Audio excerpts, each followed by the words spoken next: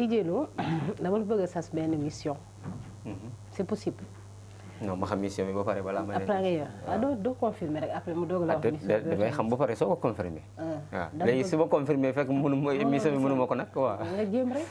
tu essaies rek. déet non da ngay essayer li nga mënul. tu vas y arriver. non da ngay essayer li nga mënul. da ngay essayer li nga mënul. voilà. d'accord dama bëgg Mame Diarra chaque suba teel amatuñu ngay dem nga vérifier ndax vraiment punch baa ngi fekk ak yooyu. démb c'était bien ak punch ba nga koy félicité koor la ñu nekk tey nag moom batterie yi moom chargé wu ko. koor la ñu nekk tamit. xëddul kon. waaw kon jeex na ñaari yi en tout cas daal. bu amee punch daa xëdd bu amul punch mooy ça veut dire que dafa kaxmat c'est pas grave Mame Diarra on te salue au passage di jaajëfal ñëpp ñi nga xam te ne ñu ngi ñuy seetaan si sunu Label TV plus particulièrement seen émission sunu kaay yi tous les jours lundi ba vendredi 10h ba 11h ngeen mun ñu suivre en direct sur Facebook sur le canal 27 de la TNT ak 37 bu TV d'Orange tey nag di jëlu dañuy doxantu dem seeti suñu naataango suñu donc mbokk chrétiens yi nga xam te ne ñoom ñoo bokk Sénégal ba tax tey ñu nekk un pays laïque et tu vois même si donc nee na nous sommes à 95% des musulmans ci biir musulmans yooyu noonu boo seetloo famille boo dugg am na foofu donc ay chrétiens la plupart du temps donc ñu ñoo bokk Sénégal nekk ay mbokk tamit ñoom ñu njëkk ñoo koor nag am nag ñoom 40 jours tu vois donc dinañ xool koor gi ñoom seen koor naka lañ koy defee lan mooy semaine sainte vendredi de Pâques ngalax yeeg yooyu d'ailleurs am naa ci benn question boo xamante ne moom kii dafa gis affiche bi dem dama sama question bi posé ma ko xam naa buñ ci yeggee woon Michel dina am peut-être une réponse en tout cas à nous donner donc suñu invité tey di Michel Dieng di informaticien en même temps donc membre du renouveau charismatique c'est ça catholique de la paroisse universitaire de Saint-Dominique monsieur Michel Dieng nuyu naa la. bonjour Fatou nuyu naa la nuyu seen téléspectateurs yi aussi. d'accord DJ Lo. merci Fatou nuyu naa la. nuyu naa Michel. yow fukki yoon ak juróom nga may nuyu ci suba teew gi. di ko remercier ci disponibilité bi. di nuyu téléspectateurs yi ñu seetaan ici et ailleurs di leen jaajëfal bu baax a baax di kontaan ci ñoom. di leen jox seen i wàccuwaay foo mën a nekk rek Sénégal foo mën a nekk rek di leen nuyu bu baax a baax rawatina nos frères et sœurs immigrés yi di leen nuyu bu baax a baax di kontaan ci ñoom Fatou. mais t'as pas dit ton mot quand même. diaspora voilà diaspora bi diaspora immigré c'est la même chose. non non diaspora. yaa ne si mot bi sax da nga ko tu vois non. ok voilà waa diaspora. voilà ok. di jëlu voilà donc suñu thème bi comme ni ñu ko waxee 40 jours d'abstinence on fera le tour avec monsieur Michel Dieng laata loolu di jëlu tu as un coup de cœur. oui Fatou am na coup de cœur c'est d'ailleurs même. mais hier tu m'avais dit que booy waxati coup de cœur tu vas former le cœur comme ça. man lii mënuma ko def moom keroog wax naa la mënuma ko. Michel tu sais faire ça. je vais essayer. essaye c'est les deux voilà comme ça les deux des index là c'est comme ça. et comme ça nii cœur. cœur c'est ça voilà cœur. léegi kon loo doon wax ne léegi da ngay def le cœur alors que wala nga bëggoon dessiner. non non nii la ñu xam. non ñun nii lañ la wax ñu waxuñu la ay salasia. li ma gëm laay wax nii nga def lii loolu yëpp day jël temps nii rek nii. mais yomb rek. give thanks salasia. non coup de cœur comme ça. ok merci Fatou. coup de cœur mooy comme thème bu ñu nekk nii rek. voilà suñu mbokku chrétien yi nii man. li ma gën a attiré ci ñoom mooy seen solidarité. solidarité bi nekk ci ñoom. parce que démb ñi ma di ngalax ñoo bari te ma xam na ni ku rafet xol rek ñoom moom la loolu. kon ngalax gee tax nga leen di tagg. non du loolu sax non du loolu non du même bu dul ngalax sax mais dama gis ci ñoom solidarité boo xam ne. pour te dire que ñoom seen koor dina jot ba mu jeex. doo dégg ñi ngiiroo ŋaayoo fii la xari jaar fii la mbaam jaar dugg na fi jënd na fi doo ko dégg. non doo ko dégg. duñ xulo. non ci mbedd bi man de musuma ko gis man. doo gis man de musuma ko gis. mosoo fekkee seen xulo. si biir weeru koor bi. non. duñ xuloo. non man même bu dee am na man maa musuma ko seet. mosoo ko gis man musuma ko gis moom.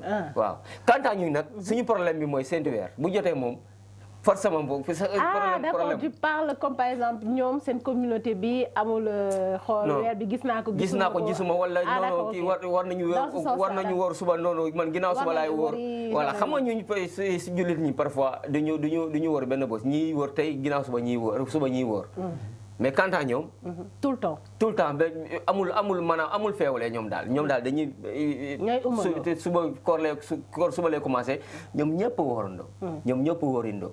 waaw mais d'accord mais peut-être loolu am na une raison on va demander à Michel le fait que ni chaque fois comme nous xam nga ñun dañuy séntu weer bi yéen est-ce que da ngeen di séntu weer.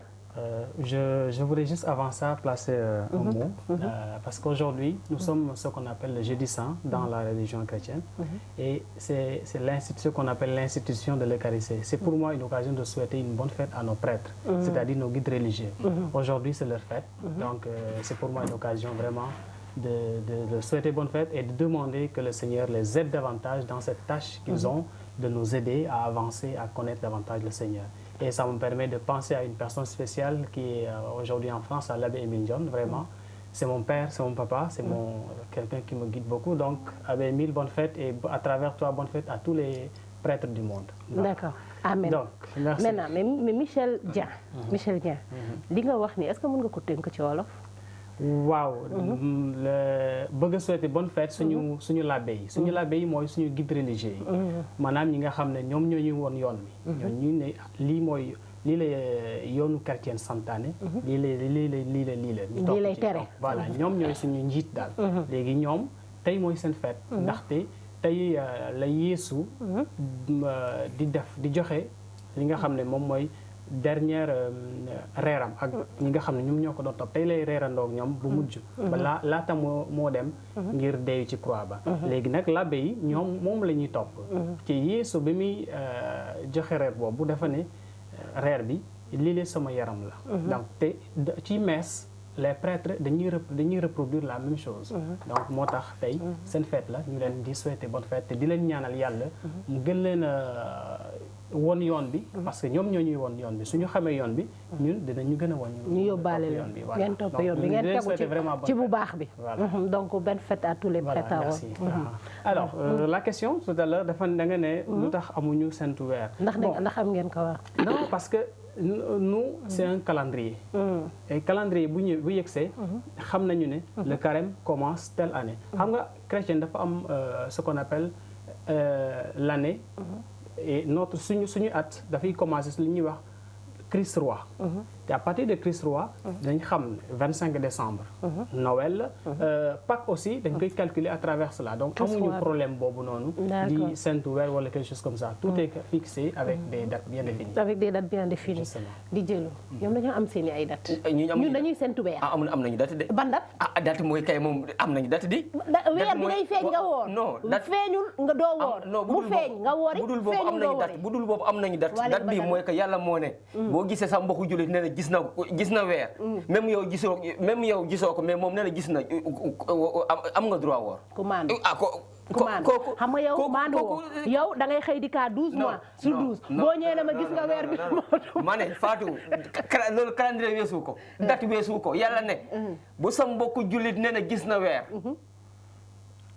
nga woor waaw calendrier weesu ko di gis na weer nga woori waaw waaye ci gis boobu day la ne ku maandu maandu maanaam dafa am règle da ngay maandu ku maandu waaw yow maandu woo yow tey jii boo jógee ne gis naa weer yow ku lay topp non mais attends Fatou attends mais man du ma tëb ne gis naa weer tamit tey gisuma weer loolu kenn du ko def dëgër fi di boobu nag fu mu ko teg non mais attends écoute ça se fait pas waaw d'accord léegi mais gis weer kay moom boo xamante ni luy weeru ko du caaxaan sa morom jullit nee na gis na weer te tappalew ci caaxaanu ci julliti xakam non mais boo wóorul nag Fatou nag loolu calendrier weesu ko date weesu ko yow foofu nga kal mais ñu ngi nag tàng yéen ku nekk il faut nga tiim asamaan yow nga gis ko sa bopp nga soo ko wóor mais attends en tout cas loolu mooy problème yi nag ñëpp a gis weer bi ñëpp a wóorandoo waaw j'espère bien que ñëpp dinañ gis weer bi ñëpp a wóorandoo mais suñu tamu tay bi te la plupart li ma gën a yéeme la plupart dañu wóorandoo waaye julli moom ñëpp a wóorandoo sa genre yee fa bëri ne ko sa genre yow jaari Moussa yi. non yow ak Modou la. non boobu moom yow ak Modou la ak Jaxate ak Ndiaye yéenay def yooyu voilà. donc di jëlu sa coup de cœur daal mooy que ni ñoom voilà mais expliqué na la que ñoom. calendrier la ñuy topp donc y a des dates fixes donc féewaloo mënul am. tu vois macha allah ñun tamit ñun de wax nga ñun nit calendrier mooy boo gisee nga. waaw calendrier d'accord calendrier bu bees bu di jëlu établir boobu la. bu nekk la ne bu ma établir de. nga noppi yaa ko établir de voilà donc Michel comme ni ñu ko waxee tey ñuy waxtaanee donc li nga xamante ne moom mooy seen 40 jours donc d'abstinence léegi ci biir 40 jours yooyu noonu comme ni nga ma wax sànq nee nga lépp ngi ci biir. mais déjà lan moo waral tey donc ngeen di woor et pourquoi 40 jours aussi. Alors 40 jours ça nous rappelle beaucoup de choses. D'abord nous avons carême déjà ça signifie 40. Donc quand on parle de carême, que le mot carême ça signifie 40. 40 jours. Et nous savons que le peuple hébreu a fait 40 jours dans le désert maanaam bi ñuy laata ñuy jot la terre promise. li ñuy wax la terre promise. ils ont fait dañuy def 40 jours ci biir ci àll bi. dans le désert. si boobu premier kii la. mais après ça Jésus. après son baptême. dafa dem ci àll bi def fa 40 jours et 40 nuits. d'accord. bi ñu ko après baptême dafa def 40 jours 40 nuits. ci la doog a tàmbali mission. voilà donc nous aussi nous suivons ces pas de Jésus 40 jours 40 nuits dafa woor. il a jeûné 40 jours et 40 nuits. ah il a jeûné 40 jours et 40 nuits. Dans le désert il n'a pas mangé 40 jours 40 nuits donc là au moins nous avons. il n'a pas mangé il n'a pas bu. il n'a pas mangé il n'a pas bu. on a 40 jours. Machallah. Yes. donc ñun aussi ñu jéem a topp loolu. ngeen jéem ko topp. c'est ça. d'accord donc c'est pourquoi vous avez 40 jours. Justement. mais yéen tey jii nii naka lañ leen waxee ne noonu ngeen war a di wooree 40 jours yooyu noonu. alors nan la ñuy lan la ñu war a wooree. peut-être xëy na dina am une petite différence avec corps musulman yi. parce que ñun on est dit 40 jours à jeûner. Parmi ces 40 jours. du comment jeûner. benn repas nga am par jour. c'est-à-dire bu la neexee nga ne ndekki ba ndekki laay jël. bu la neexee nga ne añ ba añ laay jël. bu la neexee nga ne reer ba reer. voilà l'essentiel est que tu as un repas par jour. d'accord te amul xëdd comme ni ngeen koy waxee. le matin xëdd bi matin bi noonu. dès que tu prends ton repas. tu as fini de faire ce que tu fais. donc c'est le lendemain encore que tu vas revenir pour manger. 24 heures. voilà c'est ça notre jeûne c'est 24 heures. d'un repas à un autre. bu dee reer boo reeree tey balaa nga reeraat suba ci heure boobu noonu. justement bu la neexee sax nga ne 9h ba 9h. 9h ba 10h ah ok ba 8h. l'essentiel que tu vas faire 24 heures. d'accord. mais vous m'avez posé une question tout à l'heure. de l'eau la question de l'eau. ndox pour nous ça ne fait pas partie du jeûne parce que c'est pas une nourriture. maanaam ndox. li ñuy woor quand on parle de privation. c'est la nourriture. ok. et pour nous l'eau c'est une boisson. l'eau ne fait pas partie du jeûne chez nous. bu la neexee et d'ailleurs c'est recommandé ngay naan lu bari sax pour bañ a déshydrater wu. pour bañ a indil sa bopp problème. parce que quelqu'un qui n'a pas la santé ça dafay am problème aussi pour jaamu yàlla koo xam ne amul wér-gu-yaram. donc ñun dañuy xoolaale aussi wér-gu-yaramu nit ki. donc moo tax on recommande de boire beaucoup d'eau d'ailleurs pendant le jeûne. pendant le jeûne.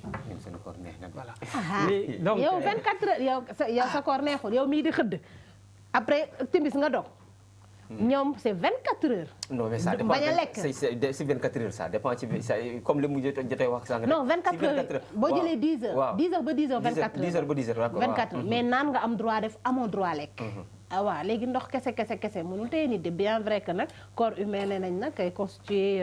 justement voilà mais même ça en fait il y a un petit souci sur ça parce que souvent am na ñoo xam ne. suñu lekkul lu ñu mën a naan am na ñoo xam ne duñ ko sax fàtte. dañ koy sax fàtte mais quand même c'est recommandé. c'est recommandé l'essentiel est que c'est recommandé. mais tu peux mën nga bañ a naan. mais en tout cas c'est recommandé mën nga bañ a naan parce que xam nga ñun suñu corps.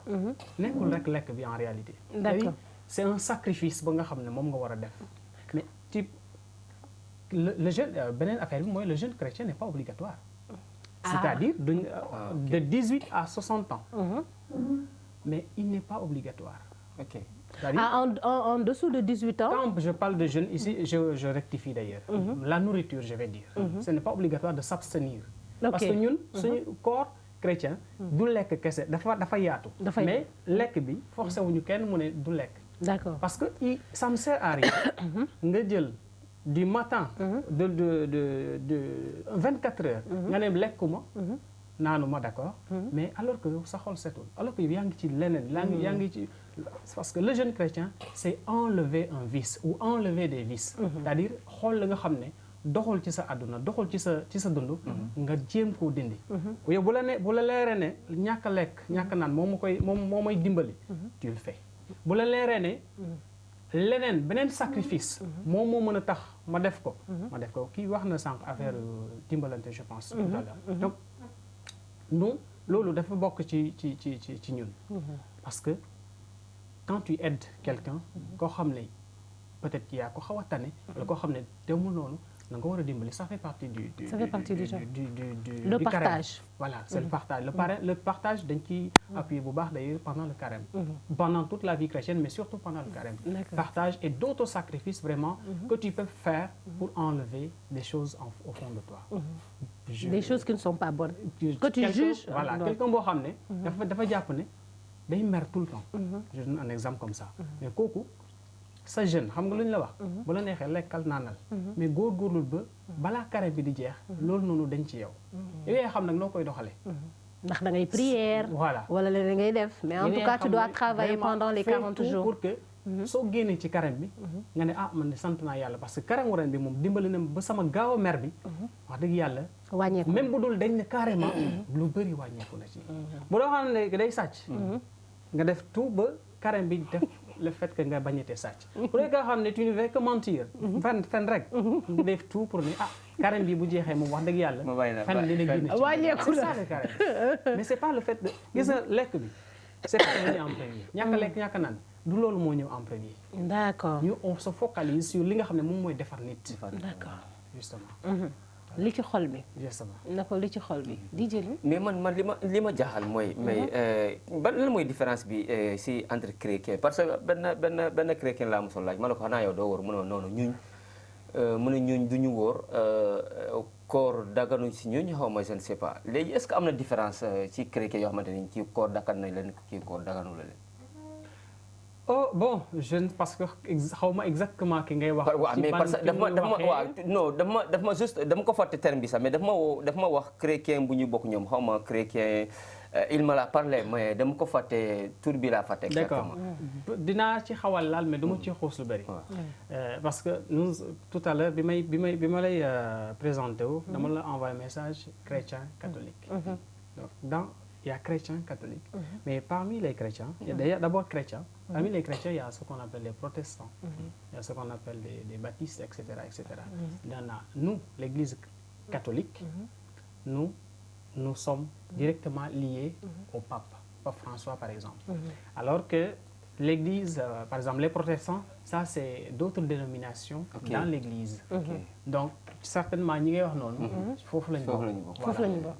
D'accord mais toujours est-il que li mu wax aussi c'est clair wax na ko sànq nee na le jeune les bañ a lekk bi bañ a naan bi est-ce que va du li nga xamante ne moom mooy le plus important waaw mooy priorité mooy le plus important mais plutôt li nga xamante ne day defar nit est-ce que va le comportement xol beeg yooyu nag le partage et tout ça je pense que c'est important léegi dañuy dem donc seet benn citation après tu vas nous dire qu'est-ce que ça vous inspire monsieur Michel.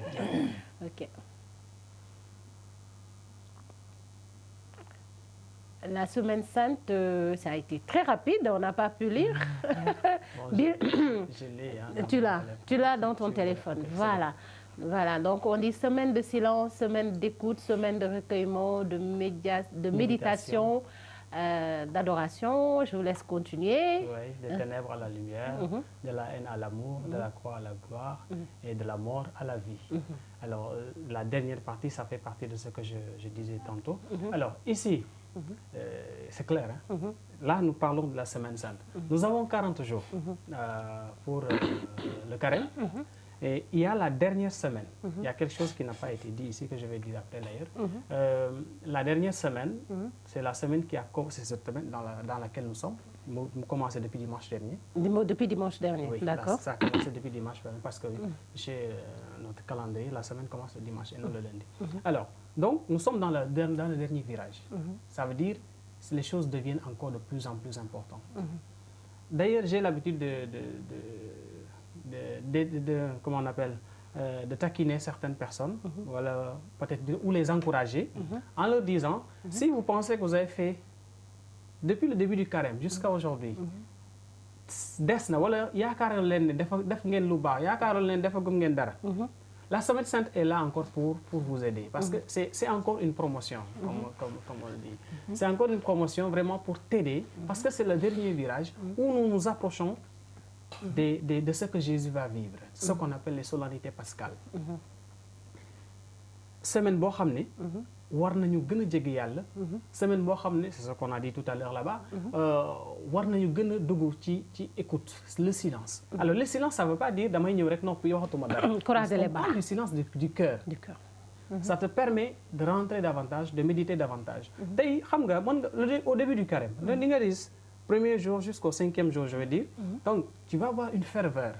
Les gens vont méditer, vont prier et tout ça. À un moment donné, on peut commencer à se lâcher, parce que xam nga rek c'est la nature humaine parfois qui parle. Léegi quand on te dit je vais donner une parole de la Bible par exemple, tu vois quelque part on dit Jésus est mort. Xam nga dañuy def chemin de croix les vendredis, li ñuy wax chemin de croix. Dañuy revisiter la passion du Christ. li Jésus dund laata moo dee ak ba ci dekkali ko. Léegi par exemple nga gis benn parole bu ñu dans le livre de Saint Jean, Jésus est crucifié. Jésus daaj nañ ko ci croix bi. À un moment donné xëy na parole boobu dootu la defal dara, mais quand tu arrives à la Semaine Sainte, yaa ngi gën a jege dëgg boobu noonu, cette vérité là. Alors ça te permettra davantage de reméditer. Jésus est crucifié à la croix, mais pourquoi Jésus est crucifié? Ça me donne quoi? Lan lay def ci man? Lan la may jëriñ? Etc. Donc ça te permet vraiment de rentrer dans la méditation. Donc c'est ça la Semaine Sainte, une semaine d'adoration. Lépp li nga daan def mën nga ko gën a ful ci ñaan. ci ñaan ci prière. maanaam boo doon prier benn nga def fukk nga ful ko. daa mel ni weeru koor yëpp nag ay ful la. Voilà, la messe, il y a la confession, il y a ce qu'on appelle la confession, c'est-à-dire chez nous, je ne sais pas si vous connaissez ça, la confession c'est le fait qu'on te pardonne tes péchés, c'est-à-dire say bàkkaar ñu baal la ko. Semaine Sainte, boo duggee ci Semaine Sainte bi war nga confesser wu, parce que un chrétien, ça je le dis à mes frères et sœurs chrétiens, un chrétien warul def messe Pâques sans pour autant mu confesser wu. léegi fan ngay confesser wu da ngay toog nga ñaan yàlla mu baal wala qu'est-ce que tu fais? C'est le prêtre. L'abbé yi ma doon wax sànq. waaw d'accord. ñoom la yàlla jagleel. ñoom rek la yàlla jagleel. ñu mën a baal bàkkaar. du ñoom ci seen niteef. mais Yeesu ci boppam mooy jaar ci ñoom. ngir baal leen seen bàkkaar. donc si ñoom ngeen di dem. Oui. Alors dans la Bible il est dit celui à qui vous remettrez les péchés, ils leur seront remis. maanaam képp ku ngeen baal ay bàkkaaram dinañ ko baal. loolu mu ngi ci Bible bi. Alors donc c'est pourquoi ci booy def confession ci labbe rek moo la ko mën a confesser. léegi man confession bi dama bëgg a xam tey jii nii ma jóg man damay dem confesser wu. damay jël rendez-vous. wala damay jékki-jékki rek dem ci église bi wala y a un rendez-vous à prendre. alors man bu la neexee mais xam nga. prêtre yëpp xam nañ ne dañu war a confesser. donc ñoom ils sont labbe prêts yëpp xam nañ ko saa yoo demee paroisse ne prêtre dama bëgg a confesser wu. no amul droit bañ. xanaa mu jàpp bu jàppul mu jàpp bés. mu xat maanaam mu xat nga fekk nga dem labbe dama bëgg confesser wu. mu ne la waxtu wi de mënuma laa confesser parce que lii ba damay dem messe wala dama en tout cas mu xaw a xat daal.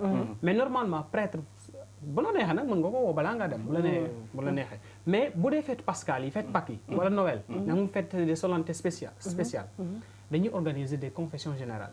Chaque paroisse, tout à l'heure maa ngi lay wax suñu paroisse Saint-Dominique, par exemple c'était le mardi, le mardi dernier ou le lundi. boo demee Saint-Joseph c'était le mardi yaakaar naa ou mercredi. boo demee fii à Parcelles à mi-pas Parcelles c'était hier démb la woon. donc noonu lay demee. démb ou mardi encore donc. bu dee fête pascale yi nii wala fête Noël yi dañuy organiser confession générale nga xam ne dañuy ne tel jour na chrétien yëpp ñëw bu la neexee ne en dehors de ça jour bu la neex mën nga dem confesser wu léegi te da ngay dem nga jàkkaarloog prêtre bi nga ne ko par exemple da ngay jàkkaarloog prêtre bi nga ne ko lii laa def bu dee da nga sàcc nga ne ko dama sàcc bu dee da nga fen nga ne ko dama fen bu dee kay lépp nga koy wax boo trompé sa jabar nga ne ko dama trompé sa jabar nga ne ko labbe man dama trompé sama jabar trompe des animaux léegi après moom lu muy def moom dina la conseiller. après mu jox la bénédiction spéciale li ñuy wax l'absolution des péchés. et bu def benn prière lay def après mu ne la et moi je te pardonne au nom du Père du Fils et du Saint-Esprit. Mais du comme li ma ko wax moo waxaat ko encore du l'abbé bi mooy baal. mais Yeesu ci boppam moo jaar parce que l'abbé Yeesu moo ko tànn ci ay nit. teg ko ci kaw. mu représenté Yeesu Christ. mu nekk guide religieux. moom rek moo mën a def moo mën a sacrifier moom rek moo mën a jël mburu ne lii yaramu Yeesu Christ la mu nekk yaramu Yeesu Christ.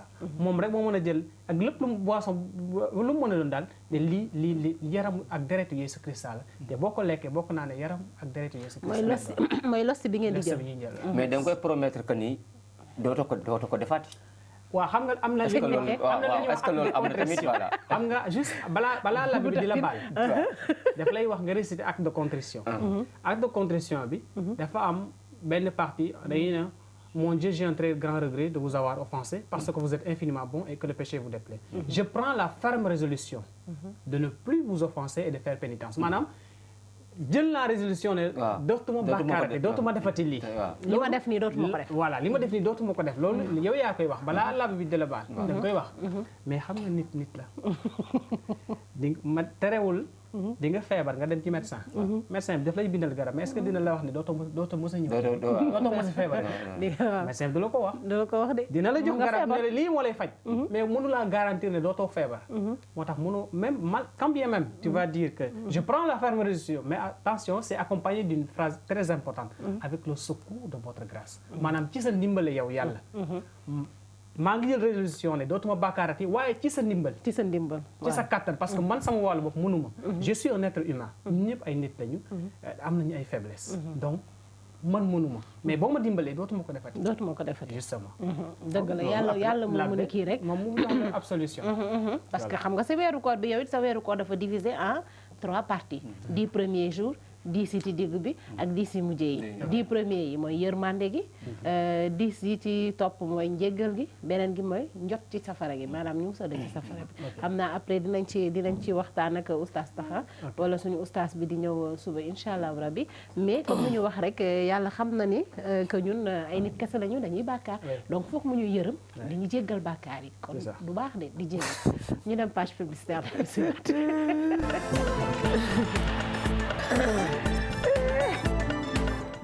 Label TV vous propose la location de matériel audiovisuel dernière génération.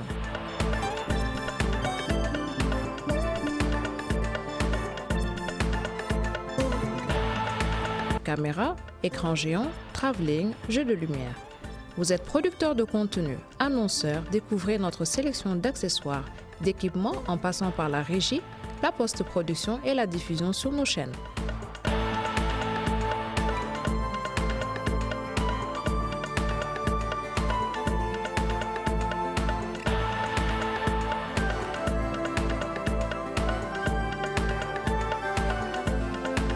Nous vous proposons également la location de studios d'enregistrement, de salles de tournage, un studio de doublage numérique 32 pistes et un accompagnement pour tous vos événements, captation, spectacles, publi-reportages.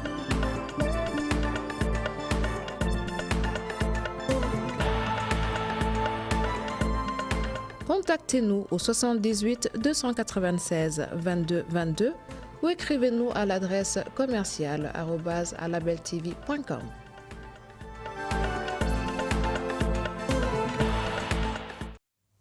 DJ Lou ñu dellu si waat si plateau bi toujours nag ak monsieur Michel Dieng comme ni ñu ko waxee informaticien la en même temps donc membre du renouveau charismatique catholique de la paroisse universitaire Saint-Dominique donc ñuy waxtaanee li nga xamante ne moom mooy seen koor donc seen carême comme ni mu ko waxee ça signifie 40 donc 40 jours ñuy toog wax nañu aussi naka la ñuy wooree essuva mën nga naan ndox c'est pas aussi une obligation le fait de manger, de ne pas manger, de ne pas boire, mais il y a plus important, donc le cœur, donc vraiment le changement. Ne dindi lépp lu bon ci yow. Est-ce que tu vois wala une partie tamit dañ à la fin du carême ak aussi acte de bonté yi nga xamante ne solidarité partage yi nga war a def aussi ci biir carême bi comme ni mu ko waxee depuis dimanche ñu ngi ci semaine sainte bi mu nar a jeex donc dimanche Pâques dimanche de Pâques voilà donc si semaine sainte bi aussi monsieur Dia lan nga ñu mën a waxaat quelque chose de particulier d'ailleurs ça fait partie des choses les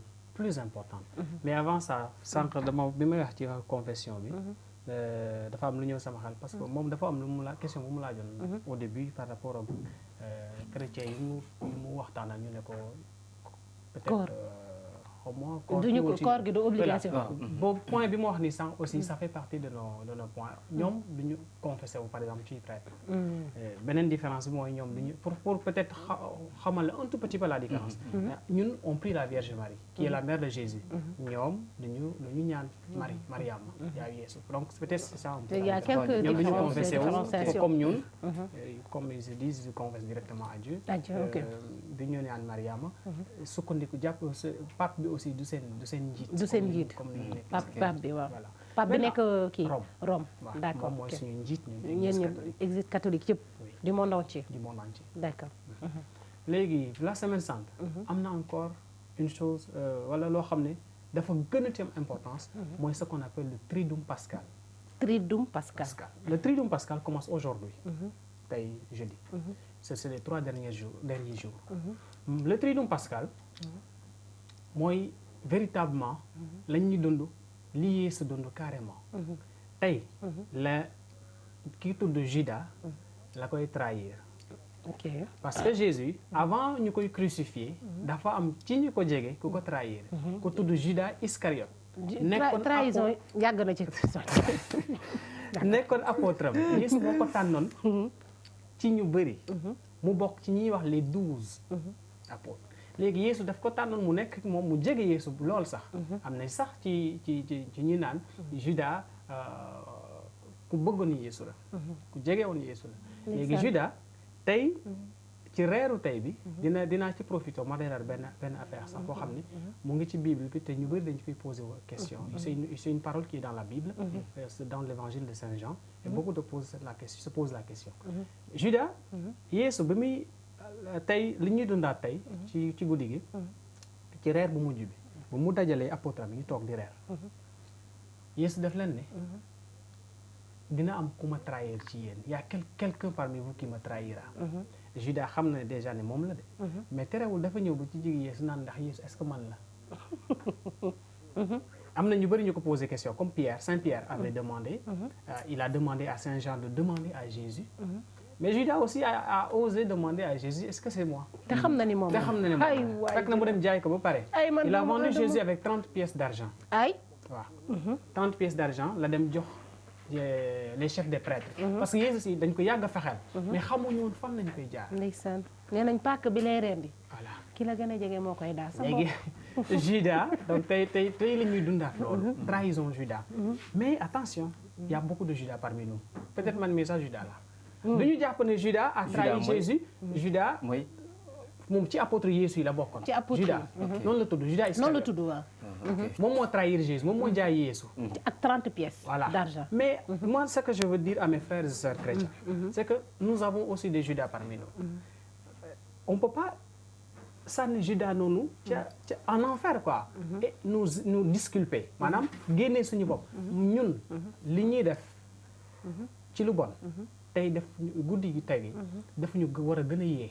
ñu dugg a xoolaat suñu dund. xoolaat nan la ñuy doxalee ak suñu morom yi. parce que trahison boobu yaa ngi wax ne trahison yàgg na fi. ba léegi ñu ngi koy def. waaw. trahison nag bëri na ay manières ay formes. parce que mën naa waxtaan ak yow tey. li ma waxtaan ak yow ma dem waxtaanee ko keneen loolu trahison la. doo ko yëg xëy na mën na bañ a am conséquences yu bëri. mais de toute façon trahison la. parce que bi may waxtaan ak yow man kese la woon maa ak yow kese la woon. boobu lañ tuddee secret africain. voilà ma ñëw dijjeelu ne ko dijje kaay ma wax la waaye bu ko wax kenn de. justement mu jóg dem wax ko Moussa pare naan ko bu ko wax kenn de. justement bu yàggee la ba yëg ko voilà donc maa ngi ñaan vraiment tey ñu gën a méditer waat ci acte bi Judas posé. non seulement pour dire Judas ku bon la. mais nga xool ci yow man mii. nan lay doxalee ak sama morom. nan lay doxalee ci biir àdduna. loolu dinañu gën a yee. dina gën a tax ñu mën a avancer waat. sur le chemin que Jésus veut que nous suivions. donc voilà tey jeudi bu tey loolu la. léegi suñu demee vendredi. suba d'ailleurs tey am na messe. la ñuy wax encore le lavement des pieds. dañuy Yeesu dafa sukkoon raxas tànku apôtre am yi. tey ci ngoon am na messe paroisse yëpp ay am messe l'abbé bi. dinay tànn ay nit. au nombre de 12. pour montrer le nombre des apôtres. dinañ raxasal seeni tànk. tey ci ngoon dina am église yëpp dina am. dinañ ko def labbe bi dina te mën na nekk n'importe quel âge. wala oui d'accord ok dañuy tànn ay nit nii ci communauté mën na nekk bi xale symboliser oui ñu symboliser apôtres yi. labbe bi simee ku takku comme ni Yeesu takku woon. sukk raxasal leen seen i tànk bu pare foon tànk yi. macha allah maanaam woon leen ne. suufeelu dafa war a am ci ñëpp. l'humilité ce qu'on appelle l'humilité. ok on peut pas être en haut rek yaakaar ne yow kese yaa nekk. alors que au début du carême. ce qu'on appelle le mercredi des cendres dañuy diw doomu taal. et on nous dit quelque chose. Tu es poussière et tu retourneras poussière. maanaam yow doomu taal la ñuy jox. te doomu taal bi da ngay delluwaat ci suuf si yow. ci suuf nga te fa ngay delluwaat parce que ñun ñëpp tôt ou tard fa la ñuy dellu. moo tax àdduna amul solo. bilaay. rëy rëylu. ce qu'on appelle l'orgueil. amul benn sens. amul sens vanité. amul benn sens. ñun ñëpp ay doomu aadama lañu mais ñun ñëpp dañuy delluwaat fa yàlla te nag ku jàkkaarloog yàlla suñu borom suba di nga ko wax li nga nekkee woon ci àdduna. comment tu marchais comment tu fonctionnais dans la vie. donc moo tax cette humilité là suufeelu boobu daf ñu war ñun ñëpp. léegi suñu demee suba ce qu'on appelle le deuxième du jour du triduum. c'est ce qu'on appelle le vendredi saint. vendredi saint nag ci la ñu toroxal Yeesu. le jour parce que ci guddi gi tey lay commence sax. parce que Judas day indi garde yi tey ci guddi bu Jésus paree reer bi. dafay dem là où on appelle le jardin des Oliviers. pour prier avec ses apôtres. kan Jésus. Jésus ci boppam. d'accord dafay dem ci toute la nuit il va prier. ci fajar yi noonu ci lay Judas ñëw nag ak garde yi. comme trahir na ko. ci lay ñëw ak garde yi. garde yi ñëw jàpp Yeesu. ci noonu sax Pierre génnewoon na épée pour xeex ak ñoom. Yeesu ne ko dellool. su ma man mi sax mën naa su ma bëggoon mën naa indi malaaka yi wàcce malaaka yi ñu rey leen ñoom ñëpp. waaye lii Bible parole bi li mu wax faw mu accomplir parce que Jésus il a donné sa vie pour le salut des âmes. c'est-à-dire du loo xam ne moom xam na ne àdduna dafa toll ci bàkkaar foo xam ne il fallait que le sang soit versé et loolu moom rek moo ko mënoon def ngir musal àdduna. d'accord moo tax bi mu ñëwee xam na ne dina métti ci moom xam na ne dina souffrir. xam na ne dañ ko daaj ci croix bi. xam na ne dina dee xam na ne dina dekki. mais ci dekki mi Yeesu Christa ci la ñu vraiment jot ci mbaalum bàkkaar. ci parce que Yeesu def na ko joxe na boppam. deret boobu. di tuuru. c'est pour nous laver de nos péchés. donc moo tax mu joxe bàkkaar. ci vendredi bi lañ ko def vendredi. voilà vendredi saint ci lañ ko flagellé. Jésus selon kii Sainte Brigitte. ak Catherine Emmerich ak il y a une autre encore. Maria d'Agrega. Jésus le nombre de coups que Jésus a reçu. ça fait 5480 coups. mu ñu koy flagellé. bëri na. dañ ko takk loxo yi nii di ko dóor ak ay laam ak yad façon bu nekk laam bu yaram bi dagg. il a dit à Sainte Brigitte qu'il a reçu 5480 coups. la révélation la jox Brigitte. Sainte Brigitte pour que mu ne ko te dévotion il y a ce qu'on appelle les 15 oraisons. maanaam c'est une forme de dévotion de prière boo xam ne Yeesu nee na ku ko def toute une année am na ay promesses yu mu àndal. balaa ngaa dee pendant 15 jours avant ta mort. tu sauras que tu vas mourir. di nga ko yëg on va t'avertir. 15 jours avant ta mort on va t'avertir. tu vas délivrer 15 âmes du purgatoire. dans ta lignée dans ta famille. parce que c'est un nombre de 15. donc am na ay promesses yu bëri donc boo defee kii ñaan yi. les voilà booy def les 15 oraisons da ngay nuyu maanaam c'est une salutation nuyoo. coups yi ñu ko doon dóor 5480 coups yi. quand tu fais les 15 oraisons. jour pour jour pendant 365 jours. tu vas honorer toutes les plaies de Jésus maanaam gaañu mu am yëpp da nga koy honorer. day nekk au total de 5480. voilà d'accord 15 oraisons yi c'est 15 Notre Père 15 Je vous salue Marie ak 15 autres prières yoo nga xam ne da nga koy def chaque jour. chaque jour nga def 15 Je vous salue Marie 15 Notre Père ak 15 beneen prière boo xam ne da nga koy réciter 15 fois maanaam tous les jours. tous les jours pendant toute une année. xanaa moo tax ma gis la sànq ak sa chapelet bi. donc voilà ça c'est une révélation que Jésus nous a donnée. ça permet bon il y a beaucoup de dévotions dans l'Église beaucoup de dévotions. au-delà de ça il y a autre chose. mais voilà noonu la tey lañ koy atte. ci Pilate devant Pilate. donc Pilate xamoon na ne Yeesu deful dara. mais mbooloo mi topp Yeesu. sonal nañ ko Pilate xawoon naa tiit parce que.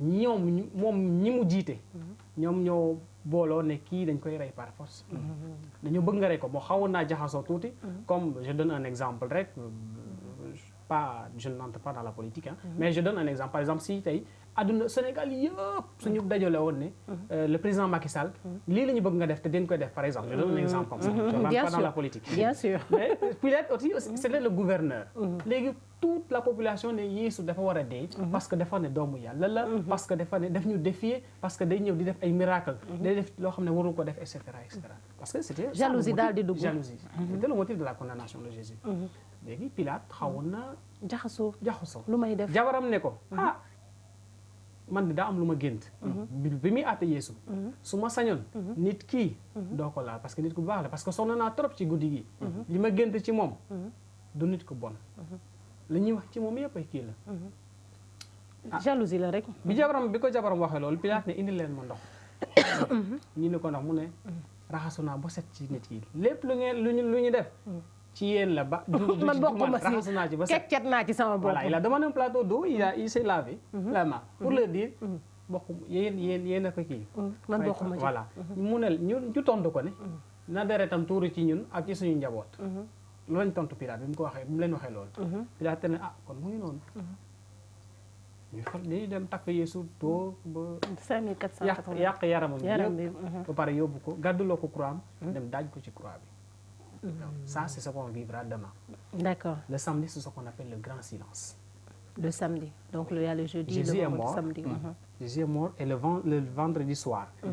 Parce que chez les Juifs le sabbat les corps ne doivent pas rester en croix le jour du sabbat ñoom samedi c'est le jour du sabbat comme le dimanche chez nous. Donc dañu war a lépp corps warul des ci croix bi donc ci la ñu jël Yeesu ñu dem rob ko. D'accord. Le samedi vendredi ci guddi gi noonu. Donc le samedi ce qu'on appelle le grand silence maanaam ci dëj lañ nekk. C'est le silence dans l'église. amul benn activité bi ñuy def. amul prière amul confession amul dara. Prière personnelle. Prière personnelle, d'accord. Tout le monde bon c'est pas noppi pour noppi mais un silence de méditation. ñëpp dañuy noppi dans la méditation. On va exposer Jésus nga dem adorer dans le silence. Ok. waaw mais amul benn activité bi ñuy def. léegi nag à 22h. on commence la veille pascale. On commence à célébrer la résurrection de Jésus. Parce que avant boobu noonu minuit dina jot avant messe bi di jeex minuit dina jot. On est déjà dans le dimanche. mooy dimanche Pâques. Voilà, il y a ce qu'on appelle la veillée. On fait une veillée d'abord après la messe. Voilà, on est déjà dans la résurrection de Jésus. Mais dafa am tout à l'heure benn parole bu mu wax sànq. dafa am parole souvent nit ñi dañu ci poser question parce que dans le livre de Saint Jean je parle à mes frères et sœurs chrétiens. Il est dit quand Judas a reçu la bouchée Satan entra en lui. maanaam bi muy toogee ak Yeesu ñoom Yeesu di wax di ci reer bi. bi mu jëlee bi ñuy lekk bi Yeesu daggee mburu bi jox ko mu lekk. ñu ne Satan dugg ci moom. am na ñu bëri ñu comprendre parole ba parce que ñu bëri dañuy poser question. xanaa Yeesu moom moo jox Satan. Judas moo dugal Satan ci Judas. déedéet c'est pas ça. Il y a quelque chose que Saint Paul nous a dit dans la Bible mu ne. Quelqu'un qui mange dans la table, dans l'autre table et manger dans la table du Seigneur mange sa propre condamnation. maanaam chrétien booy dem ci ay sëriñtu ci ay marabu booy dem ci ay takk téere lu nekk ba pare di def messe boo jëlee yaramu Yeesu Christa yaa ngi jël sa propre musiba. si kon yéen du ngeen takk. déedéet yéen du ngeen xar fa foofu. Un chrétien ne doit pas porter des gris-gris. Un chrétien warul sangu saafara. Un chrétien lenn rek mooy dundam mooy Yeesu Christa kese. te léegi Judas quand Judas était déjà dans le péché maanaam mu ngi parce que trahir na Jésus déjà mu ngi def na bàkkaar parce que trahir na il n'a pas demandé pardon et il vient manger le corps de Christ parce que boobu noonu Jésus nee na leen lii sama yaram la ceci est mon corps prenez et mangez. Judas est dans le péché sans se repentir, sans demander pardon, il vient manger avec Jésus, il est déjà dans le péché. Parce que quand tu es dans le péché, tu es déjà en collaboration avec Satan. moo tax bu ko lekkee Satan mu ngi ak moom déjà. bi mu lekkee yaramu Yeesu Christ mu si boppam la lekk. Satan ci boppam la lekk. Donc c'était juste pour préciser. ñi nga xam ne souvent comprendre ñu parole boobu. dañ koy dégg très souvent les gens se posent ba démb rek gis naa ko quelque part. ku ko doon bind. di laajte ndax Yeesu moom moo jox Judas Satan ou pas. moo tax je voulais profiter de votre antenne pour préciser d'accord macha allah waxtaan bi neex na léegi nag lundi de Pâques mooy lan parce que tu as parlé jeudi vendredi samedi et tu vois. Là, nous sommes dans la résurrection. léegi lundi bi daa nekk férié rek. Déjà, même au-delà du lundi, ça, nous sommes toujours jusqu'au 8 jours après, nous sommes dans ce qu'on appelle l'octave de Pâques. D'accord maanaam ba léegi ñu ngi ci Pâques. yéen a ngi si Pâques d'accord. di nga gis koo xam ne ñu ngi ci àll ba. par exemple man fa ma jógee suñu village par exemple amuñu église. fan la. man maa ngi jógee village maa ngi dëkk par exemple maa ngi juddoo village bi ñu wax Gobaak après Diourbel. Gobaak waaw par exemple boo demee fi village yi nga xam ne amuñu église. église daf leen sori. pour ñu mën a def Pâques. xëy na dimanche du ñu mën a def Pâques. mais on leur permet durant les 8 jours qui suivent. saa yu ñu amee occasion. dem quelque part def mais am nañu Pâques. am nañu Pâques voilà. d'accord ok léegi ngalax yi ñu terminé foofu parce que dama ci am question. foofu yaa ngi doon ko da ngalax. foofu dafa am solo trop foofu. loolu ah di jëlu tamit da ngalax rek nga tëb. Michel. non li nga am li leen gën a neex ci Pâques yi moom. ngalax yi ci la bokk non li nga ci am question. loolu laa ci am question. loolu nga ci am question waaye léegi je te permets de commencer. non yow tey poser sa question. ma pose sama question voilà donc kii nee na ma wax la moom ma koy poser nag nee na moom binôme la tudd. nee na lan moo tax maanaam chaque ngoon da ngay gis maire yi di jaay fonde di jaay ngalax am na goût est-ce que mais lan moo tax ngalax bi nga xamante ne moom la ñuy joxe ci Pâques bi maanaam ci vendredi saint bi mu yor beneen goût bu bokkul ak goût yi ñuy gis ay nit moom dem na ba mu différencier loolu. waaye j'espère que gis ngeen challenge yi gars yi di def temps yi yëpp. nee nañu leen ngalax bi ñu leen di jox du am sucre. du am sucre loolu tamit gis naa amul ñi lañ def tuuti sucre. dañ leen di indi Sénégal affaire léegi ngeen dem sucre. ñu dem sucre ah sucre moom doom bu góor la moom. bref dañuy tooñ. pourquoi ngalax bi ñuy def mooy gën a neex. bon nee naa boobu dafa am benn caf ko bu particulier. waaw d'accord naa xëy na appréciation mais ñun suñu ngalax dañu koy defar ak xel mu sell mi esprit saint. ak esprit saint ah si l'esprit saint c'est Dieu. moo tax muy saint moo tax muy neex. et souvent on fait tout ce qu'on fait dans la vie chrétienne. on le fait avec le Seigneur on le fait avec l'esprit saint. puisque l'esprit saint moom moo ñuy guider moom moo ñuy wax moom moo ñuy won moom moo ñuy wax li ñu war a mën a def. dañu koy defar xel mu sell mi rek comme ça xel mu sell mi def ci onction. mu sell mi qu'on appelle l'onction. mu nekk ngalax mu sell. waaw sa question. man li ma bëgg a laaj moom ngalax bi nii c'est obligatoire wala. déedéet. ok c'est pas obligatoire. ngalax bi c'est une manière de fraterniser avec nos frères et sœurs musulmans. D'accord. parce que fii ngalax presque Sénégal rek la am. amul feneen. mais nous ici notre particularité c'est que nous avons avec les musulmans. benn affinité. amuñu wax nga ko sànq amuñu problème. tout à l'heure bi ngeen débuté émission wax ngeen coïncidence Ramadan ak carême bi. avec les musulmans fii nii amuñu benn problème. man sama wàllu bopp.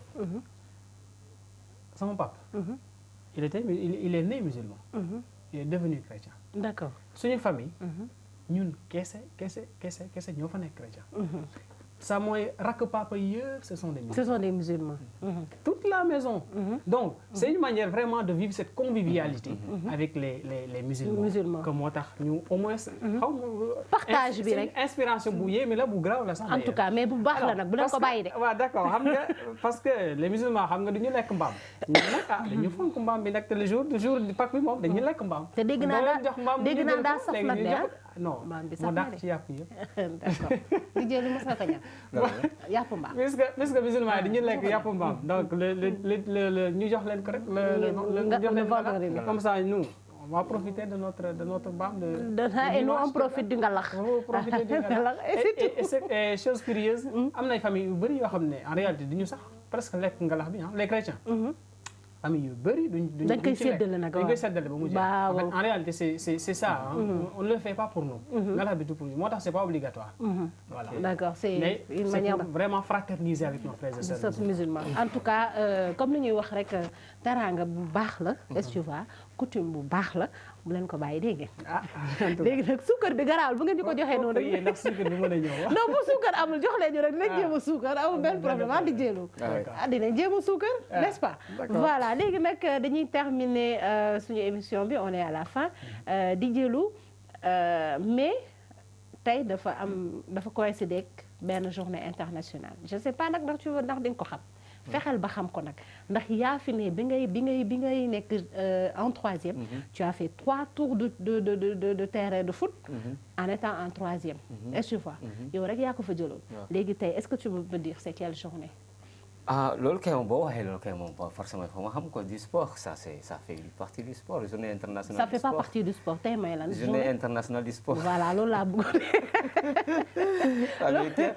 qui a fait 3 tours du terrain kay moom boo ko laajee tey ban jour la kay ma xam ne journée. kon dama laa kii quoi c'est dommage. beneen yoon du ma la jox dama ko téléphoné question téléphone. d'accord prochaine fois doo am lassitude boobu noonu di nga xam lu ngay def d'accord DJ du ma bàyyi la nga tàgguwaale. waaw merci beaucoup Fatou tey moom Fatou du ma terminé te ziaré wu ma sama yaay Tata Rose. marché Barak. xanaa da laa war a jox ngalax. non loolu moom chaque année ngalax bu jotee chaque année. gis nga suñu couloir marché ba. place bu ne. ñaari kopp ñetti kopp macha allah c'est une maman boo xam ne. elle est spéciale Tata Rose ñu koy naan Tata Rose ci marché Barak Liberté 6.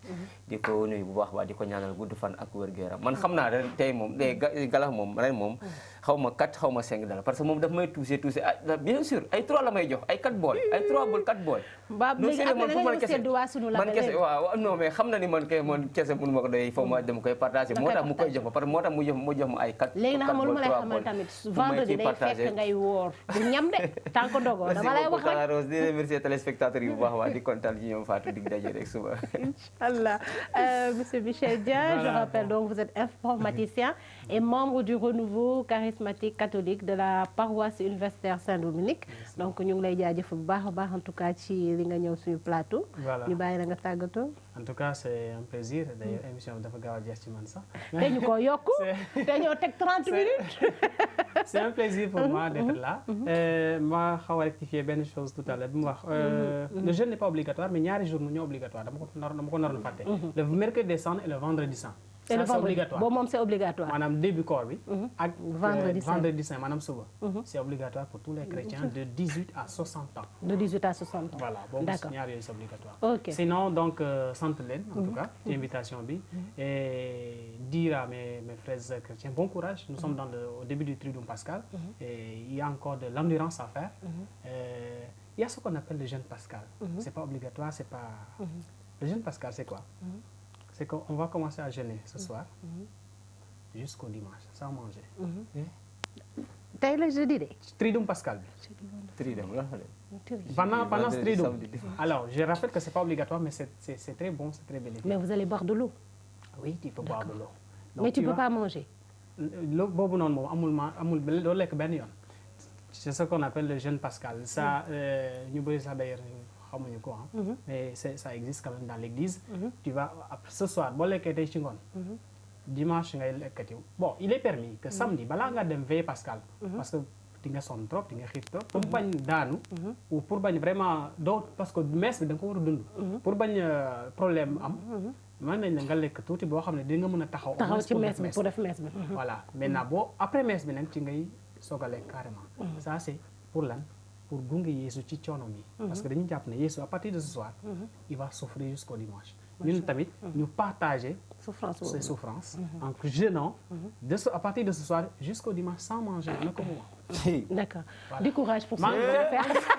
j'encourage quand même j'encourage mes frères et sœurs vraiment à y aller jusqu'au bout.